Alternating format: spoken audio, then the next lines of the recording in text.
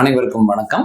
இன்னைக்கு பார்த்தீங்கன்னா நம்ம இந்த கார்டியாலஜி ஹார்ட்டை பொறுத்து வரணும் பண்ணக்கூடிய டெஸ்ட்டுகளும் அதனோட உள் விவரங்கள் இதை பற்றி எல்லாம் கொஞ்சம் தெரிஞ்சுப்போம். பார்த்தீங்கன்னா எந்த ஹார்ட் டாக்டர்கிட்ட போனீங்கனாலும் முதல்ல ஒரு இசிஜி தான் எடுக்க சொல்லுவாங்க. இசிஜி அப்படிங்கிறது என்ன அப்படின்னு சொன்னோம்னா இருதயத்தில் உள்ள கரண்ட் சப்ளைனுடைய வரைபடம். இட் இஸ் ஜஸ்ட் எலக்ட்ரிக்கல் வரைபடம், வேறு எதுவும் கிடையாது. இதுல என்ன தெரியும் அப்படின்னு சொன்னோம்னா சில பல விஷயங்கள் தெரியும். சிம்பிள் டெஸ்ட், ஒன்றும் பிரச்சனை வராத டெஸ்ட். அதனால இதுதான் எப்பவுமே முதல்ல கேட்போம். நம்ம பொதுவான காமன் பீப்புளுக்கு என்ன தெரிஞ்சுக்கோன்னா முன்னாடி அட்டாக் வந்திருக்கா இல்லையாங்கிற ஒரு பெரிய விவரம் இந்த இசிஜில தெரியும். சரிங்களா? வரப்போகுதுங்கிற விவரம் தெரியுமா? தெரியாது. வந்துட்டு இருக்குங்கிற விவரம் தெரியுமா? எஸ். இப்போ நெஞ்சுவலி ஆரம்பிச்சு இப்போ இசிஜி எடுத்தோம்னா நமக்கு அட்டாக் இருக்கு இல்லை அப்படிங்கிறத சொல்லிடுவோம். அதுவும் மேஜர் அட்டாக் இருக்கா இல்லையாங்கிறது தான் சொல்லுவோம்.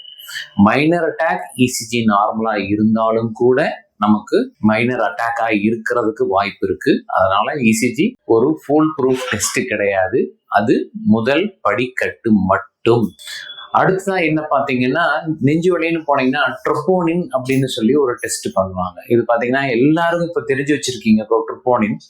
ட்ரோபோனின்ங்கிறது என்ன அப்படின்னு சொன்னோம்னா இப்போ நான் சொன்ன மாதிரி இசிஜி நார்மல், பட் உங்களுக்கு நெஞ்சு வலி இருக்கு.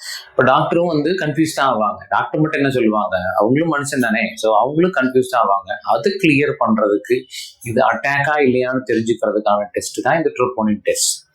நெஞ்சு வலி ஆரம்பிச்சு 4 மணி நேரம் கழிச்சு 4 மணி நேரத்துக்கு அப்புறம் எப்போ பண்ணினோம்னாலும் இந்த டெஸ்ட் பாசிட்டிவ்னு வந்துச்சு அப்படின்னு சொன்னோம்னா இது அட்டாக் தான். இசிஜி நார்மலா இருக்கு, ட்ரோபோனின் பாசிட்டிவ், அட்டாக் தான். இசிஜி அப்நார்மலா இருக்கு, தப்பா இருக்கு, பட் ஆனால் ட்ரோபோனின் நார்மலா இருந்ததுன்னா அட்டாக் கிடையாது. ஏன் அப்படின்னு சொன்னோம்னா ட்ரோபோனின் அப்படிங்கிறது ஹார்ட்டினுடைய செல் அழிவை குறிக்கும். ஸோ ஒரு செல் உடைஞ்சு அழிஞ்சு போச்சுன்னா அதுக்குள்ள இருக்கிற என்சைம்ஸ் பிளட்ல வரும். அதை நம்ம மெஷர் பண்றோம். அதுதான் ட்ரோபோனின். ஸோ ட்ரோபோனின் இருந்துச்சுன்னா டெஃபினட்டா ஹார்ட் அட்டாக். சம்டைம்ஸ் இசிஜிலே பார்த்து ஹார்ட் அட்டாக் சொல்லுவோம். ட்ரோபோனின் பண்ணணும்னு ஒரு நிர்பந்தம் கிடையாது. பட் இசிஜியில் இல்லை, பட் வலி நார்மலா இருக்கு அப்படின்னா ட்ரோபோனின் பண்ணி நம்ம இருக்கு இல்லைங்கிற ஒரு விவரத்தை டாக்டர் ஆகிய நாங்களும் அதை வச்சுதான் தெரிஞ்சுக்கணும். புரிஞ்சுதுங்களா? மூணாவது டெஸ்ட் பத்தி நாம தெரிஞ்சுக்கணும் அப்படின்னு சொன்னோம்னா இதயத்தினுடைய ஒளி வரைபடம். ஃபர்ஸ்ட் வந்து இதயத்தினுடைய எலக்ட்ரிக்கல் வரைபடம் பார்த்தோம். இது வந்து ஒளி வரைபடம். இது வந்து எக்கோ கார்டியோகிராம் அப்படின்னு சொல்லுவோம். இதுல நிறைய விஷயங்கள் தெரியுது. நீங்க தெரிஞ்சுக்க வேண்டியது என்ன அப்படின்னு சொன்னோம்னா முன்னாடியே அட்டாக் இருந்துச்சுன்னா ஹார்ட்டினுடைய அந்த தழும்பு தெரியும். வேல்வ், ஹார்ட்டுக்குள்ளார 4 வேல்வ் இருக்குது. அதாவது ரத்தம் சீரா சுத்தி வரணுங்கிறதுக்காக வேல்வை வச்சு ரெகுலேட் பண்றோம். அந்த வேல்வினுடைய குறைபாடுகள் எதனாச்சு இருந்ததுன்னா அதுல தெரியும். ஹார்ட்டோட பம்பிங் கெப்பாசிட்டி எப்படி இருக்குன்னு தெரியும். ஹார்ட்டை சுத்தி நீர் கோர்த்திருக்கா அப்படிங்கிற விவரம் தெரியும். இது மாதிரி சில பல முக்கியமான விவரங்கள் நமக்கு இந்த எக்கோ கார்டியோகிராம் மூலியமா கிடைக்கும். ஸோ அதனால இது ஒரு வகையான டெஸ்ட். அடுத்து பார்த்தீங்கன்னா நம்ம வந்து சாதாரணமா சொல்றது ட்ரெட்மில் டெஸ்ட்ன்னு சொல்லுவோம். இப்போ அதனுடைய யூஸ் பெருசா இல்லைங்கிறாங்க, பட் இருந்தாலும் ஒரு சில கண்டிஷன்ஸ்ல டெஃபினட்டா யூஸா இருக்குது. இது எப்போ அப்படின்னம்னா நமக்கு இசிஜி நார்மலா இருக்கு, டாக்டர் வந்து ஹார்ட் அட்டாக் அடைப்பு இருக்கலாம்னு சந்தேகிக்கிறார். அப்படிங்கிற போது நம்மளை ட்ரெட்மில்ல நடக்க வச்சு இசிஜி ஒட்டி அந்த இசிஜி நார்மலா இருக்கிறது வேரியேஷன் வருதான்னு பார்ப்பாங்க. அந்த மாதிரி வேரியேஷன் வந்துச்சுன்னா ஹார்ட்ல ஏதோ ஒரு மூலையில ரத்தோட்ட குறைவு இருக்கு அப்படிங்கிறதுக்கான அறிகுறி. ரத்தோட்ட குறைவுக்கு காமன் ரீசன் பிளாக் தான். ஸோ அதனால பிளாக்கை கண்டுபிடிக்கிறதுக்கு இது 2வது படிக்கட்டுன்னு சொல்லலாம். முதல் படிக்கட்டு இசிஜி, 2வது படிக்கட்டு ட்ரெட்மில். இதனோட சப்போர்ட் தான் இந்த ட்ரோபோனினும் எக்கோ கார்டியோகிராம். ஸோ இது எல்லாத்தையும் மீறி அடுத்தது வந்து என்ன பார்த்தீங்கன்னா ஆஞ்சியோகிராம்னு ஒரு டெஸ்ட் இப்போ வந்து நிறைய பேர்த்துக்கு பரிந்துரை செய்கிறோம்.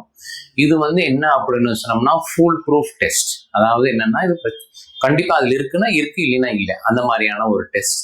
இது வந்து என்ன அப்படின்னு சொன்னோம்னா கத்தீட்டர்னு சொல்லி ஒரு சின்ன டியூப், அது மணிக்கட்டுலயோ தொடையிலையோ ஊசி போட்டு உள்ளார ஹார்ட்டுக்குள்ளாரையே போய் ஹார்ட்ல ஓடுற 3 ரத்தக்குள்ளாரையும் படம் பிடிச்சு பார்த்துருவோம். இடது பக்கம் 2, வலது பக்கம் 1 இருக்கு. இதை படம் பிடிச்சு பார்த்தோம்னா அடப்பு இருக்கா இல்லையா, அப்படி இருந்துச்சுன்னா எத்தனை % டேஞ்சரா இல்லையா, முக்கியமான இடத்துல இருக்கா இல்லையா, இது எல்லா விவரங்களும் இந்த ஆஞ்சியோகிராம் தான் நமக்கு தெரியும்.